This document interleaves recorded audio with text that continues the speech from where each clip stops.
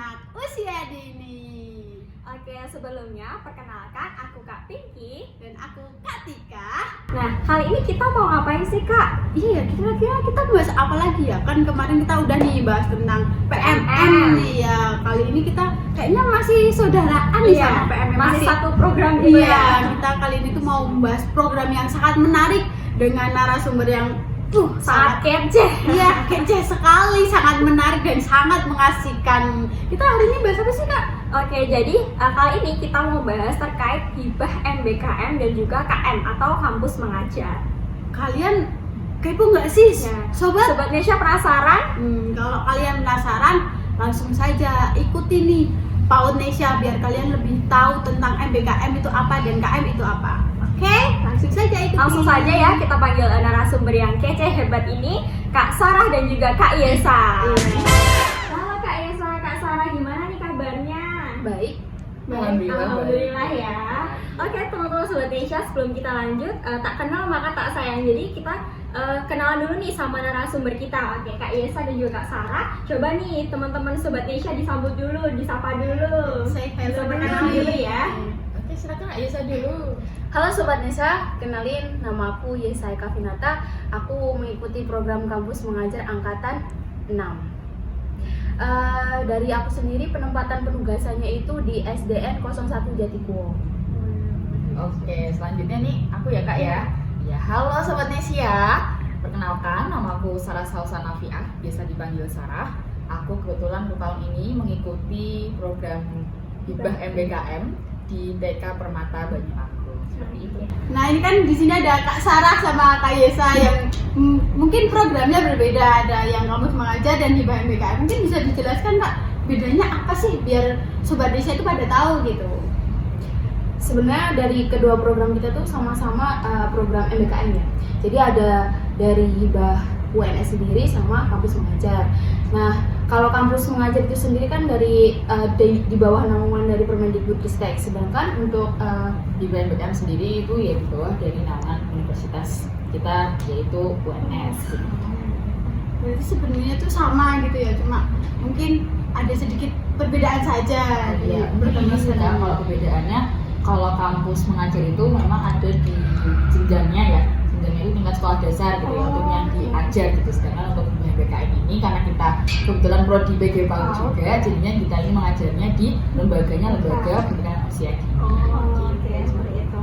Nah, kalau ini terkait alasan dari Kak Yesa dan juga Kak Sarah nih mengikuti salah satu program. Itu apa sih Kak program MBKM dan juga kampus mengajar ini? Atau ada kewajiban dari prodi atau memang dari hati ingin ikut gitu? kalau saya pribadi ikut kampus mengajar itu sendiri ya ada kemauan sama ada kewajiban. Itu pada tuntutan dari prodi juga. Nah, prodi kan meminta kita untuk memilih program dan udah dijelasin juga, ada sosialisasi juga. Terus saya pikir saya memilih kampus mengajar karena saya dulu grup 3 orang dan ngerasa kurang siapa lagi, ya udah ikut itu dulu aja. Kalau semisal amit-amitnya nggak keterima, nah itu baru ikut hibah UNS. Kalau nggak salah? Iya, kalau dari aku sendiri ya, sebetulnya kalau untuk BMBKM itu jawabannya bisa dibilang sama kayak Kak Yesa ya, tentunya ada kemauan dan juga ada kewajiban. Nah, untuk kewajiban itu sendiri, ya tentunya kewajiban dimana kita sebagai mahasiswa prodi PG PAUD itu kan kebetulan semester 5 dan 6 itu kita diwajibkan untuk bahasanya adalah magang di luar. Kita akan melihat bagaimana sebetulnya kinerja kita gitu ketika kita sudah dibebankan dengan berbagai teori-teori ilmu gitu kan ya, dari semester 1 sampai semester 4 akhirnya yuk kita turun ke lapangan, kita mengajar itu seperti apa sih di lapangan sebetulnya. Nah, itu menjadi tuntutan dan juga kewajiban kita untuk mahasiswa semester 5 dan 6 dari prodi PG PAUD. Nah, kalau untuk kemauan ya tentunya kemauan itu pasti semua teman-teman akan menginginkan masa-masa di mana wah aku udah banyak belajar nih gitu, kapan ya masanya aku harus bisa menerapkan apa yang sudah aku dapatkan gitu. Nah, disitulah akhirnya kemauan itu muncul dan akhirnya ya saya bersama dengan tim saya, kebetulan saya berlima itu bisa mengikuti hibah MBKM di tahun ajaran 2023-2024 ya. Oke, seperti itu Kak. Kalau ini perasaan dan pengalamannya itu gimana saat mengikuti hibah MBKM di kampus mengajar? Apakah ada perasaan yang gimana gitu?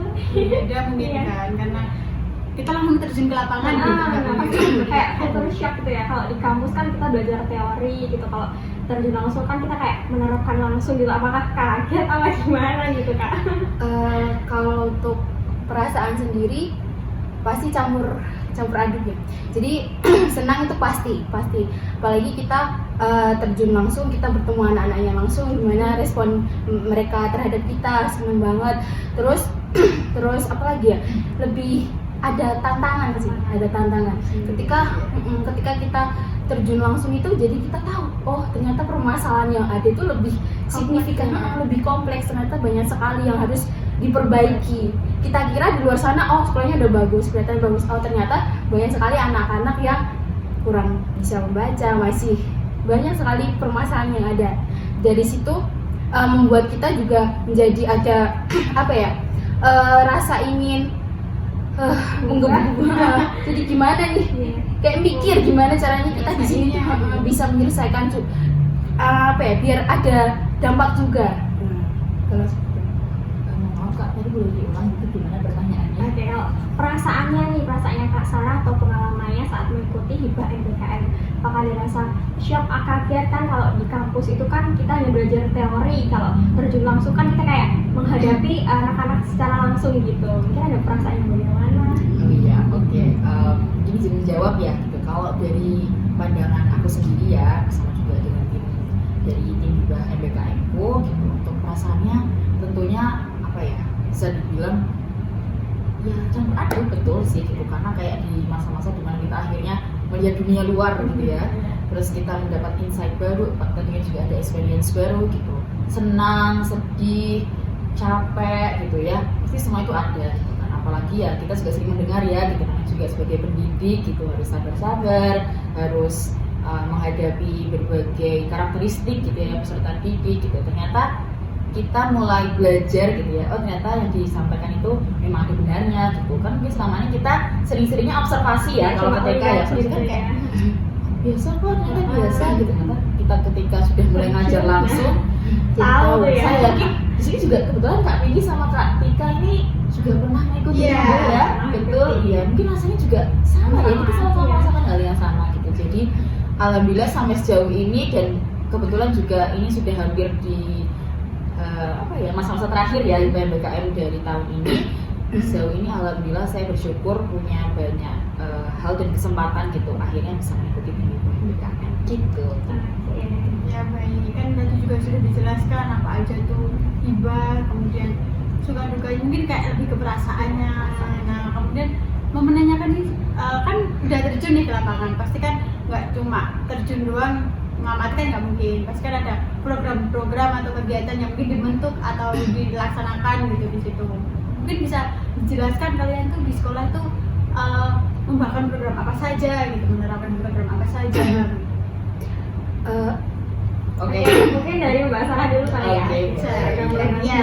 Oh iya, ini gantian Kak Lisa ya. Oke, kalau gitu. Ini mungkin aku sebutin beberapa hal yang kalau mungkin ada lupa juga mohon maaf gitu ya. Jadi kalau dari program tim hibahku sendiri itu ada penyebutan timnya gitu adalah Alpha Culture Technology gitu ya. Karena kebetulan memang saat ini kita kan menghadapi adanya generasi alpha gitu ya. Terus culture, kenapa sih mengangkat culture? Karena culture itu sendiri kan, kebudayaan itu sangat penting untuk ditanamkan sejak usia dini, dan juga untuk saat ini ya kita tahu lah ya dinamika kehidupan gitu kan. Ternyata culture sekarang itu sudah mulai luntur gitu ya, dan perlu ditanamkan lagi, perlu digemborkan lagi gitu ya. Dan juga teknologi kita manusia akan menghadapi berbagai perkembangan sampai nanti ke depannya nggak tahu kapan teknologi akan selalu berdampingan dengan kita semua gitu. Nah kebetulan beberapa programnya itu juga berkaitan dengan Alpha Culture Technology itu. Kebetulan ada interaktif storytelling gitu. Nanti interaktif storytelling itu tentunya ada seperti bisa dibilang storytelling kan kayak pembacaan dongeng gitu ya. Nah itu di situ nanti kita punya medianya itu adalah namanya juga interaktif. Nah interaktif itu nanti kita basicnya teknologi, jadi ceritanya itu menampilkan suatu cerita nanti dengan media-media yang mendukung gitu. Nanti di situ interaktifnya itu bagaimana? Nah itu yang harus kita banyak belajar, dan juga kita yang sudah pernah kita mendapatkan teorinya gitu. Nah itu kita terapkan di situ. Terus juga ada buku AR atau augmented reality seperti yang nanti seperti bisa dibilang buku 3D gitu ya. Jadi sudah ada desain yang dibuat, jadi ketika nanti itu ada buku, ketika kita tampilkan dengan ada namanya suatu aplikasi gitu ya, kita tampilkan dengan HP gitu ya, itu Kayak nanti scan timbul gitu gitu ya, ya. Jadi kayak pas di sini tuh gambarnya jadi hidup. Gambarnya jadi Nah itu salah duanya. Ya, alhamdulillah gitu. Nanti kakaknya bisa kita nanti lihat gitu ya, kayak gimana seru hasilnya gitu. Boleh banget ini. Iya, nanti aku share deh ke kakaknya gitu ya. Nanti ke share juga ke sobat Oh Poni. iya, kalau ada kesempatan bisa Informasi, banget ya iya, kita ini share informasi penting. tentang hal itu. Terus juga ada pembuatan yang ini salah satu program besar kita ya, itu ada kebetulan karena ini pembelajaran proyek atau Reggio Emilia, itu di sini kita membuat proyek miniatur baju adat daerah gitu. Jadi anak-anak di kelompok B khususnya untuk anak usia 5-6 tahun kita berikan suatu proyek yang mana anak-anak itu nanti akan membuat miniatur. Jadi di pertemuan itu terbagi menjadi beberapa pertemuan. Itu ada nanti kita pertama ya tentunya ada persepsi dulu, pengenalan tentang baju adat daerah itu seperti apa gitu. Sebenarnya lebih ke multikulturalnya apa dulu nih gitu. Terus kita mendekatkannya langsung kepada baju adat gitu kan. Terus juga akhirnya nanti dari baju adat itu nanti mengenal sampai akhirnya anak itu bisa membuat suatu miniatur. Nah miniaturnya itu nanti gongnya adalah anak-anak akan membuat suatu pameran kecil. Pamerannya adalah hasil-hasil karya mereka. Nah miniaturnya ini terbagi dari beberapa daerah juga kak. Jadi ada dari Papua Barat, ada dari Kalimantan Tengah, Sumatera Barat, satunya lagi ada dari Jawa Barat gitu. Jadi harapannya anak-anak itu tidak hanya mengenal Satu daerah. iya, tidak hanya di Jawa Tengah aja gitu, tapi juga bisa mengenal dari daerah lain gitu. Mungkin 3 itu yang bisa menjadi highlight ya. Yang lainnya sebetulnya ada, cuman nanti kita estimasi waktunya terlalu banyak gitu, jadi kita langsung lanjut aja ke Isa gitu. Isa bisa nih program akar gitu. Nah, untuk program sendiri untuk kampus mengajar itu lebih ke literasi sama numerasinya sih. Terus selain itu juga sama teknologinya juga. Jadi selain kita mengembangkan kemampuan literasi dan numerasinya di kampus mengajar itu sendiri juga kita menyisipkan aspek-aspek teknologi, bagaimana pengembangan teknologi zaman sekarang kan sangat diperlukan ya. Iya. Apalagi kalau kita terlambat atau tidak mengenal itu kan, apalagi anak-anak harusnya lebih cepat memahami Iya. itu. Jadi selain literasi numerasi juga adanya kegiatan ada luaran, jadi tuntutan luaran juga, menyesuaikan dulu luaran kita menyesuaikan mata kuliah yang ada di semester 5. Oh iya, mungkin sedikit ada sedikit gitu ya kak ya. Jadi untuk MBKF dan KM ini kita tidak hanya sekedar membuat program yang ya udah kita tahu punya ide apa, inovasi apa diterapkan, oh sebenarnya tidak. Kita juga punya, karena tadi itu diwajibkan di semester 5 dan 6 gitu ya, itu kita juga akan merekognisi. Jadi kalau untuk Mbak Yesanya kebetulan di semester 5, jadi kegiatan buat itu sudah direkognisi dengan mata kuliah di semester 5. Sedangkan saya kan di semester 6, jadi saya mengikutinya kegiatan atau program-program yang dibuat itu direkognisi atau disesuaikan dengan mata kuliah di semester 6. Seperti itu sobat Nesia. Iya, jadi udah ada ya perbedaan program pun juga ada, karena kan memang dari programnya itu sama meskipun jenjangnya berbeda, jadi kan penerapannya juga mesti berbeda. Yang Mbak Sarah lebih ke anak usia dini, untuk Mbak Yesa sendiri kan di sekolah dasar ya, lebih ke literasi numerasi. ya, jadi memang berbeda jenjang, juga berbeda pemberian apa ya, kayak pemberian programnya gitu, disesuaikan saja. Kemudian mau tanya nih, kan kalian udah terjun ke lapangan, pasti bertemu sama anak-anak nih ya. Pengalaman apa sih atau bisa diceritakan saat bertemu anak-anak itu bagaimana gitu? Ya mungkin bisa sharing sedikit. Iya. Kalau nggak mungkiri ya, pasti kan di sekolah di TK maupun di SD itu ada anak yang rewel, ada anak yang tantrum, nangis dan sebagainya gitu. Nah, gimana bisa sharing sedikit? Kalau aku ada satu cerita ya. Ya. Jadi ada salah satu anak itu kelas 1. Dia itu tiba-tiba nangis. Saya tanya kenapa dia gitu. Dia bilangnya dia cuma diam, dia nangis doang. Dia itu nggak mau ngungkapin apa yang sedang dirasain gitu ya. Jadi kita udah tanya, tapi udah melakukan pendekatan juga, tapi dia nggak respon hal itu. Dan dia pun akhirnya ngomong kalau dia pengen pulang. Dia nggak mau sekolah. Dia nggak tahu, tiba-tiba nangis. Saya kira kan dinakali temannya atau gimana. Akhirnya saya mengantarkan dia pulang ke rumahnya.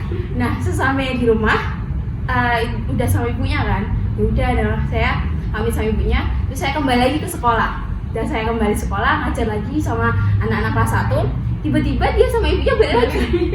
Agak lucu ya Apa sama itu? Nesya. Nah, Ya, itu apa? Masalahnya dia itu kenapa nggak mau iya. sekolah? Dipulangkan balik Iya, lagi. saya tanya sama ibunya, loh, pripun je ibu, ada apa gitu. Terus ibunya bilang, nggak tahu mbak, katanya mau sekolah. Mau sekolah. Dia, ya udah kalau mau sekolah, ya berhenti ya nangisnya. Saya bilang gitu, tapi kan dia itu nggak mau, dia rewel gitu, nggak tahu kenapa. Dia masih masuk kelas masih nangis. Ternyata dia itu berak di celana. Oh, Iya, ternyata dia malu bilang astaga. Terus akhirnya ya udah saya antar ke kamar mandi. Setelah selesai berak, akhirnya dia lebih mau gabung sama teman-temannya lagi, udah nggak nangis lagi. Itu sih itu ya. pengalaman yang Diejek sama temannya lebih ke situ. jadi anak-anak itu ternyata ya kita harus melakukan pendekatan ke mereka, karena ya itu mereka lebih cenderung kayak malu-malu atau nggak berani bilang, nggak berani ditebak gitu anak. ditebak. Itu sih kalau aku dari itu. Oke, kalau Kak Sarah gimana nih? Oke, kalau dari aku sendiri juga dari cerita teman-teman di bangku gitu ya. Ya sebetulnya benar sih ya, karena juga anak usia dini mereka kan perasaannya itu masih susah ditebak ya gitu ya. Kita kan ya kita yang sebagai orang dewasa yang bisa menyesuaikan gitu, karena anak-anak juga sedang belajar gitu kan untuk menemukan rasa sedih itu gimana sih, senang Iya, itu gimana betul. sih Mereka gitu kan. masih belum. Nah kita sebagai orang dewasa yang sadar ya gitu ya, yang peka kan hal itu. Nah sebetulnya kalau tentang hal suatu experience gitu ya, pengalamannya itu ya. Kalau diri aku sendiri sih pengalaman ketika akhirnya ketemu langsung di lapangan itu, wah ternyata menghadapi anak itu tidak hanya bahasanya senangnya aja gitu ya. Jadi mungkin perasaan yang kayak aduh ternyata anak-anak tuh belajar tuh prosesnya tuh banyak.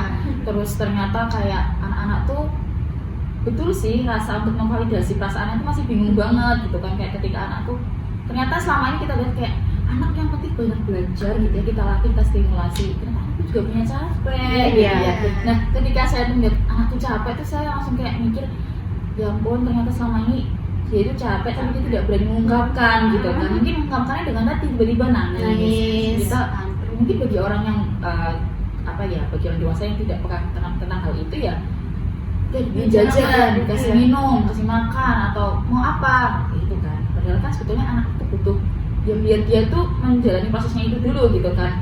Ternyata ketika anak capek itu dia coba didiemin dulu aja, coba tenang dulu gitu, tenang dulu, tidak langsung kita Berikan waktu. bertindak. Iya betul, ada waktu tertentu untuk anak itu tenang menenangkan diri, baru kita punya andil nih untuk turun gimana. Tapi kenapa sih sebetulnya gitu. Jadi dari situ sih yang menurut aku yang itu experience yang cukup memberikan kenangan sampai saat ini gitu. Kalau ternyata anak-anak tuh tidak sepenuhnya tuh tuntutannya hanya yang belajar, nah juga anak usia dini belajar dan bermain. Ternyata ini experience-nya tuh sangat ini ya, nggak lucu dan kayak Campur-campur gitu ya, ternyata seru banget. Ada capeknya juga gitu. Ternyata nggak mudah juga kalau bertemu sama mungkin anak-anak yang ada di lapangan. Ternyata kita kalau belajar teori mungkin realitanya kayak enak ini diterapi Anak-anak muda udah diatur, tapi ternyata memang sangat bervariasi yang kita temukan gitu. Oke Kak, setelah ini mengikuti program ini ya, Hibah MBKM dan juga Kampus Mengajar ini, apa sih yang Kak peroleh? Atau mungkin ada keterampilan, soft skill, hard skill, terus ada pembuatan perangkatan pembelajaran atau dan sebagainya, betul boleh diceritakan sedikit. Oke, dari aku dulu mungkin ya. Kalau dari aku sendiri sih mungkin hal baru yang aku dapetin ya gitu ya. Mungkin sampai saat ini yang aku masih merasa belajar gitu ya, yang banyak aku highlight adalah dari segi komunikasi sih gitu. Maksudnya adalah komunikasi di mana mungkin kan saat ini kan posisi kita adalah sebagai bahasanya magang ya, kita magang gitu kan.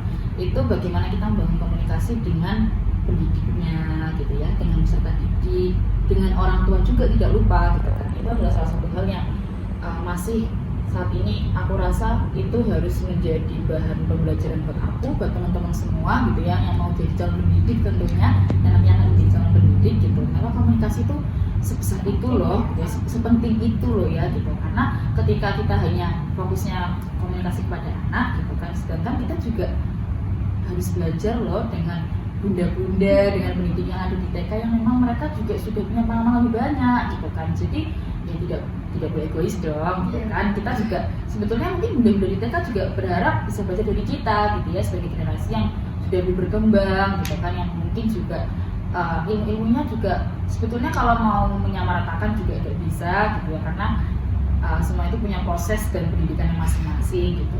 Dan juga ketika kita bisa belajar dari proses kita pembelajaran dengan peserta didik, dengan pendidiknya, dan dengan orang tua itu juga tidak boleh lupa gitu, karena kita punya pembelajaran, kita nyusun gitu ya, tapi kalau kita lupa ada orang tua, sedangkan orang tua itu kan yang punya andil atau punya peran saat di rumah gitu.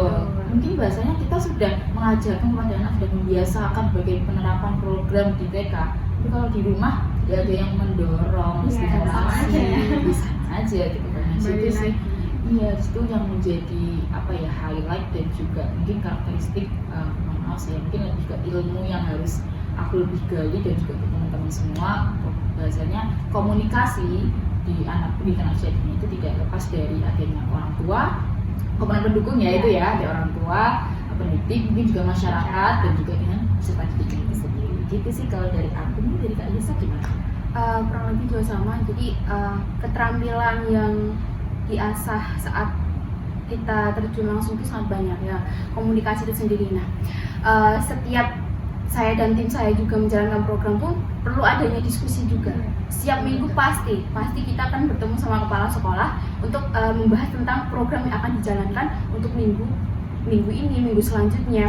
Karena apa ya, kalau kita tiba-tiba menjalankan program tanpa adanya izin, walaupun kita udah ada penempatan, tapi kalau belum ada izin, nanti kan takutnya guru kelas juga menanyakan, loh ada apa, kok tiba-tiba ada, mbak-mbaknya ini kenapa, kok tiba-tiba ada ini, kan saya hari ini mau ini. Nah itu kan sangat akan komunikasi gitu takutnya ya, miskom, tabrakan ya, kita juga nggak enak.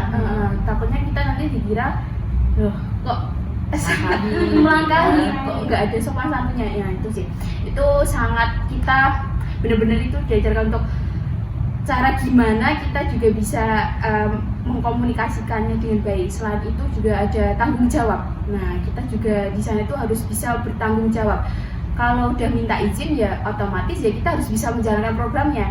Jangan kok tiba-tiba ngilang, nggak ada apa kelanjutan, belum katanya mau diisi mbak, kok nggak ada di kelas gitu. Gitu ya. Jangan nanggung. Jadi keterampilan itu sih, komunikasi itu sangat di sana itu sangat dibutuhkan. Kalau kita cuma diem doang ya nggak ada jalan, nggak ada yang pergerakan. Itu cukup mungkin Ya, mungkin kan tadi juga sudah dijelaskan banyak buat apa ya, kayak soft skill-nya nanti apa aja kan juga masing-masing itu juga berbeda, apalagi kan menghadapi jenjang yang berbeda juga. Mungkin bisa itu diberikan cerita lah atau sharing-sharing terkait hal-hal menarik apa sih yang kalian temui di lapangan saat menjalankan program gitu. Mungkin dari siapa dulu nih? Bebas sini dari Mbak Sarah dulu, Mbak Sarah. Oke, mungkin dari aku dulu ya. Ya, Kak Sarah silahkan. Kayaknya ada satu hal menarik yang sampai saat ini tuh selalu terngiang-ngiang gitu ya di pikiranku gitu ya. Ada satu hal yang membuat aku tuh apa ya, membuat aku kayak mau berangkat ke TK tuh, kalau misalnya kan kadang kita kayak aduh kok banyak tugas, banyak ini ya, juga manusia ya, semua itu kan punya tabungan masing-masing gitu. Tuh tiba-tiba kalau aku keinget ini tuh kayak semangat, ayo berangkat gitu, berangkat ke TK. Kenapa? Jadi sebetulnya ini kayak ada pengalaman di mana beberapa anak itu ada kalau mau pulang sekolah ataupun datang ke sekolah gitu ya, setiap ketemu kita kan pasti bersalaman gitu ya. Nah salamannya itu nanti tambah dengan pelukan. Nah itu kan mungkin contohnya ya, mungkin itu kayak ya umum aja gitu terjadi gitu kan. Tapi ternyata ketika waktu pulang sekolah itu experience-nya beda lagi gitu. Kenapa? Karena di saat itu kan pasti namanya juga pendidik itu kan kadang yang merasa hari ini aku sudah banyak mengeluarkan energi, tenaga, tapi aku senang karena aku merasa anak-anakku juga mau belajar bareng sama aku, main bareng sama aku gitu kan. Nah ketika waktu pulang udah ada rasa capek dan lain-lain campur aduk saling terus itu wah itu langsung kayak masya Allah langsung full semangat ini udah kasih semangat sama anak itu satu hal yang pingin banget gitu kayak ya ampun itu kayaknya nggak akan terulang lagi deh gitu mungkin kita nggak itu mungkin nggak semua TK juga ada beberapa anak seperti itu. Nah ternyata ketika aku merasa hal itu tuh bagiku itu memberikan energi atau manfaat yang baik dan bagi anak ternyata juga. Kenapa? Jadi ketika ada salah satu yang kayak gitu, teman-teman juga ada ikutan gitu dan mereka itu cara mereka atau etika mereka ketika mau pulang sekolah itu udah hanya pulang langsung lari gitu. Enggak, karena mereka tuh langsung mikir, oh iya kan di situ ada bunda-bunda, ada kakak yang harus aku salami dulu, aku ucapkan terima kasih dulu. Kakaknya sudah membantu aku loh belajar, bunda-bunda juga udah dampingin aku dari pagi sampai sore, sampai siang gitu kan. Terus ketika anaknya tuh nggak lupa langsung absen tuh kesana kesini, mana bunda yang satu, bunda yang ini, kakaknya mana gitu. Excited gitu Nah, ya. ternyata hampir semuanya sekarang kayak gitu. Jadi ya otomatis adalah kalau ketika sekali langsung salim, kak peluknya belum. Aduh, itu langsung kayak gitu kalau ada yang kurang betul gitu ya. banget. Dan itu menurutku kayaknya ini bisa banget loh jadi tips dan juga apa ya, salah satu hal yang perlu dibiasakan kepada anak-anak supaya apa ya, rasa saling menyayangi, saling apa ya, keeratannya kasih, kedekatan keeratannya gitu. Itu menurutku sih salah satu hal yang bisa banget untuk diterapkan pada anak usia dini. Ya nggak perlu usia dini sebenarnya, cuman kan anak-anak itu kan ini ya lebih kepada ketika hubungan itu lebih dekat, tuh anak-anak kan bisa mengenal teman sebaya dan akan lebih dewasa gitu. Ini dari Kak biasa. Kalau Eva sendiri, Kalau dari saya sendiri untuk hal yang paling menarik sejauh ini adalah ketika disambut saat datang. rasanya semangat gitu ya. Baru di parkiran belum naruh motor udah Mbak Salim Mbak Salim Mbak. Wah itu kayak rasanya Jadi semangat jadi gitu ya. semangat iya. Mereka aja menanti-nantikan kita loh. Malah nggak jadi parkir ya. Ya udah kita parkir dulu ya. Lagi pulang. Iya. Jadi semangat. Jadi kalau mau izin nggak datang tuh kayak rasanya mereka nyarinya kayak ya loh kan kadang nungguin kan di di parkiran gitu. pasti ditanyakan. Nah itu loh, itu hal yang sangat menarik bagi saya dan itu hal pertama kali yang saya baru rasakan. Oh ternyata Kayak gini orang yang disambut. excitednya mereka sama kita itu loh. Terus selain itu sih apa ya, hal menarik itu bisa mendengarkan cerita. Jadi kita kayak saling bertukar cerita. Ternyata mereka adalah pendengar yang baik juga. Iya, jadi kayak apa ya? Walaupun mereka itu sering bertanya, pertanyaannya kadang nyelenong random, tapi ternyata hal tersebut itu yang bikin kita itu lebih apa ya, terbuka. Oh, jadi bisa sharing. Ternyata mereka itu juga hanya butuh didengar. Saya baru sadar kalau bahasanya tidak ada anak nakal. Anak nakal itu tidak ada. Yang ada itu anak itu hanya ingin didengar. Tapi ya mereka hanya memberontak, tapi itu tuh hanya ingin cara mereka agar ini loh, dengarkan aku, Mau dimengerti. mau dimengerti. Ya sama seperti kita kan. Gitu. Tidak ada anak nakal. Jadi malah ada sesi curcol nih di sana kayak gitu. Bagaimana nih? Iya, curcol sama anak didiknya gitu kan, malah saling Di samping tadi kita udah membahas hal-hal menarik ya saat mengikuti program Hibah MBKM dan juga Kampus Mengajar ini. Mungkin dari Kak Sarah atau Kak Yesa nih ada tantangan atau hambatan saat diterjun ke lapangan untuk melaksanakan programnya gitu. Ini bisa nih Kak. Siapa? dari aku sendiri dulu ya. Jadi kalau untuk tantangannya ini kadang ada miskom sama kepala sekolah. Kadang kita tuh mau jalankan program padahal udah ditentukan tanggalnya juga. Ternyata tiba-tiba dari schedule karena bertuburkan. Nah itu kan otomatis kita harus schedule ulang lagi. Jadi gimana lagi nih yang sesuai dengan jadwal kita ya, gimana enaknya. Setiap kelas kan beda-beda juga programnya. Jadi itu sih ada miskom itu sendiri. Oke, kalau dari aku sendiri ya mungkin sebetulnya untuk tantangannya, untuk challenge itu sendiri sebetulnya pasti tentang miskom itu namanya juga kehidupan pasti ada lah ya manusia gitu. nggak luput ya. Iya, betul, namanya manusia juga pasti dari kesalahan, dari kelupaan gitu kan. Nah itu sebetulnya miskom juga menjadi salah satu challenge tersendiri gitu ya, karena kita juga namanya baru belajar di sana gitu. Kadang juga kita sudah punya penentuan, tapi yang namanya juga hidup kan nggak ada yang tahu ya prosesnya kan. Jadi hanya Tuhan yang tahu itu. insidental atau suatu hal yang opsional tiba ada tambahan kegiatan lain gitu kan, ya kita mau tidak mau harus mereschedule itu dan juga menyesuaikan dengan ya baik program kita maupun program yang ada di TKI atau lembaga pendidikan itu sendiri. Nah, terus untuk challenge yang kedua itu ya, ternyata nih ketika kita sudah mendapatkan teori-teori gitu ya, ketika kita di masa perkuliahan gitu, itu ternyata di lapangan ada banyak atau ada beberapa sih ya, beberapa yang itu berbeda gitu. Nah, itu sebetulnya menjadi hal yang yaitu menjadi challenge itu sendiri adalah untuk dimana mungkin nggak cuma aku ya, mungkin teman-teman juga merasakan hal itu, adalah kita ya harus belajar untuk menyesuaikan lagi gitu, dimana sudah kita dapatkan teorinya gitu ya, kita harus berhadapan langsung dengan lapangan yang ternyata masih banyak beberapa hal yang berbeda. Tapi kita sebetulnya kita kan ada rasa kayak tadi ya seperti disinggung sama Mbak Yesa, kalau gemes ya, rasanya pengen ada suatu hal inovasi baru nih gitu. Tapi kan kita tidak seenaknya ya seperti itu, karena TK juga sudah punya peraturannya sendiri, ataupun lembaga-lembaga juga sudah punya peraturan sendiri. Tapi kita sebagai orang yang memang mungkin pernah belajar tentang hal itu kan juga mungkin merasakan ada hal yang aduh mengganjal nih gitu. Nah itu tinggal balik lagi gimana ya tadi komunikasinya itu, sehingga harapannya memang dari situ walaupun itu menjadi challenge tapi itu juga menjadi pembelajaran ya, untuk kita teman-teman yang sedang mengikuti proses baik hibah MBKM ataupun MBKM gitu kan.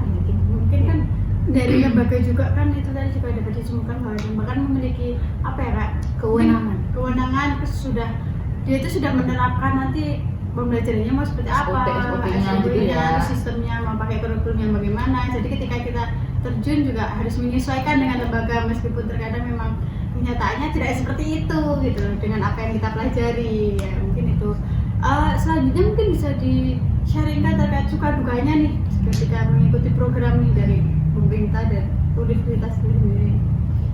Mungkin kalau suka duka ya, sukanya alhamdulillah diberi kesempatan gitu ya untuk mengikuti program MBKM ini gitu, bersama juga ada dengan teman-teman tim.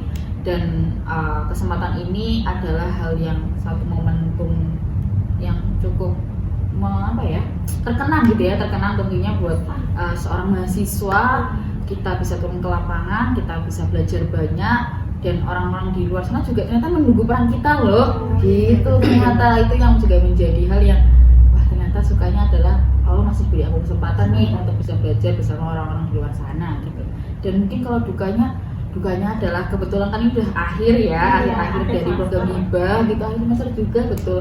Nah itu akhir dimana bukan akhir ya Kak, itu lebih kepada wah udah mau penarikan nih gitu. Nah itu sedih juga ternyata bisa nih. Iya, udah menerapkan banyak kegiatan, udah bertemu dengan bunda-bunda juga hebat-hebat, anaknya udah chemistry udah terbangun banget, tapi wah sudah cukup sampai di sini ternyata gitu. Tapi semoga dalam kesempatan gitu ya, aku atau teman-teman semua yang calon pendidik bakal punya kesempatan untuk bisa maupun magang ataupun ternyata kita bekerja gitu ya di lembaga-lembaga pendidikan khususnya pendidikan usia dini gitu. Mungkin kalau dari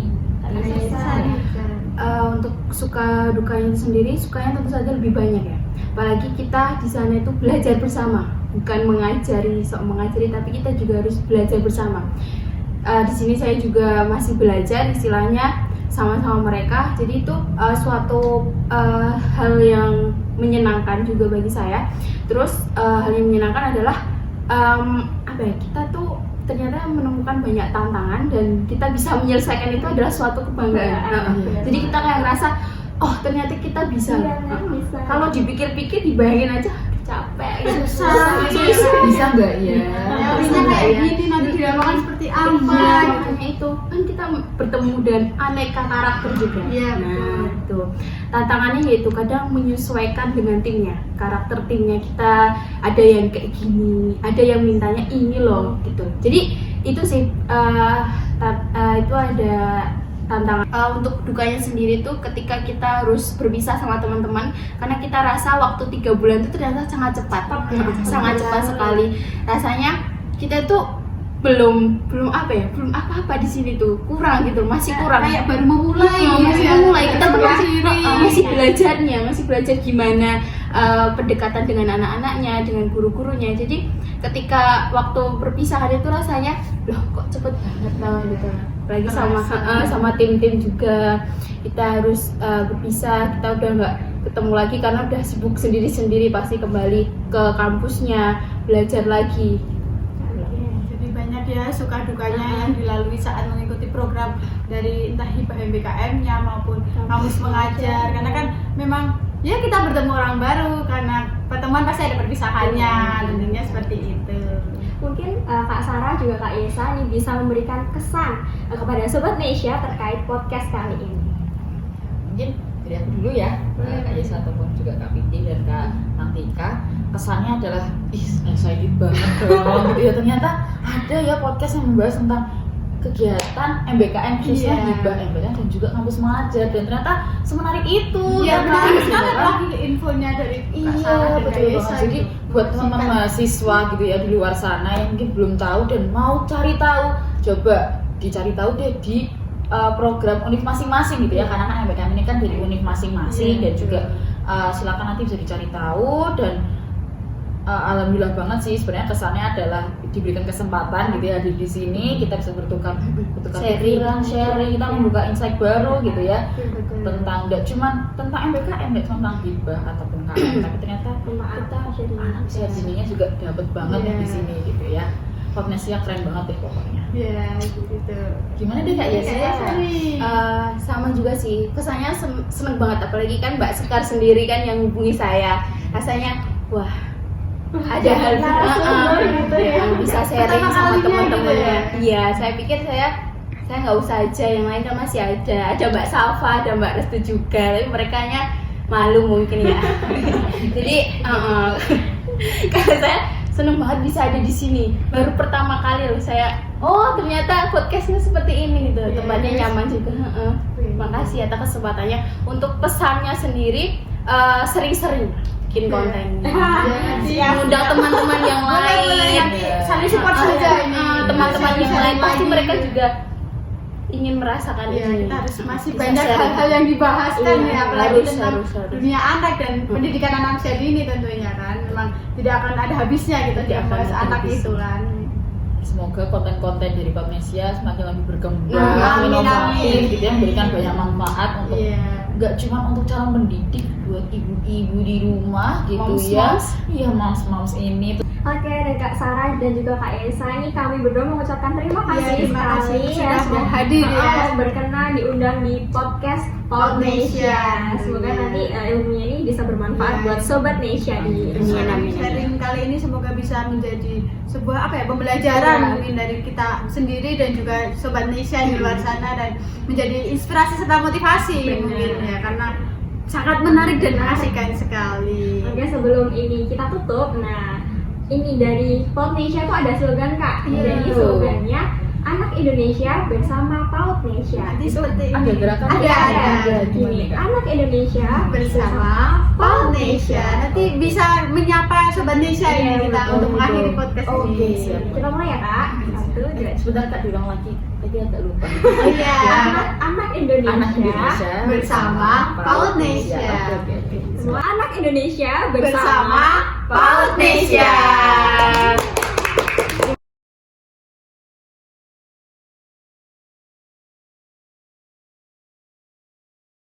Halo Sobat Nesya, nah kali ini kita berdua kan udah nih ya membahas terkait dengan hibah MBKM dan juga Sama kampus kampus mengajar mengajar, bersama betul Kak sekali. Sarah dan juga Kak Yesa. Nah, ternyata ikut program ini tuh kayak seru gitu ya, Yes, excited, banyak bermanfaat banyak gitu. hal-hal menarik, ada tantangan, iya. suka duka, pengalaman Pengalaman yang itu banyak sangat gitu. banyak sekali. Kayak ada ekspektasi sama realita tuh kayak Ternyata berbeda gitu ya Iya, gitu saat loh. kita Belajar mengetahui ya teorinya. teorinya, terus kita langsung terjun ke lapangan itu ternyata berbeda dan tidak semudah itu. Iya, kita juga banyak belajar ya bagaimana menghadapi anak, kemudian memahami anak itu seperti apa, dan gitu. masih banyak lagi bertemu dengan orang-orang baru, karena kan memang setiap pertemuan pasti ada perpisahan. Perpisahan. Jadi tadi juga ada suka dukanya terkait dengan pelaksanaan program sendiri, dan mungkin kita bisa memberikan pengetahuan juga pada Iya, sobat benar Indonesia sekali. nih. Ternyata banyak manfaatnya loh bahwa kita mengikuti suatu program seperti Hibah MBKM tadi dan juga Ngamus Mengajar. Jadi buat sobat Indonesia boleh nih buat join terkait program-program yang ada di Kemendikbud, terutama nanti kalian bisa mencari infonya dan menggalinya mungkin langsung lewat universitas atau Iya, langsung ke itu ya Kemendikbud. Kan sekarang juga banyak media sosial yang bisa dimanfaatkan dan digunakan. Oke Sobat Indonesia, pantengin terus ya YouTube kita, YouTube PAUD Indonesia. Pasti akan ada podcast-podcast yang menarik lainnya. Betul Ya, Kak? betul sekali, dan tentunya juga podcast yang menarik dengan narasumber yang asik dan juga menarik. Dan nanti kita bisa menggali banyak sekali informasi terutama pada anak usia dini. Anak Indonesia bersama PAUD Indonesia. Bye.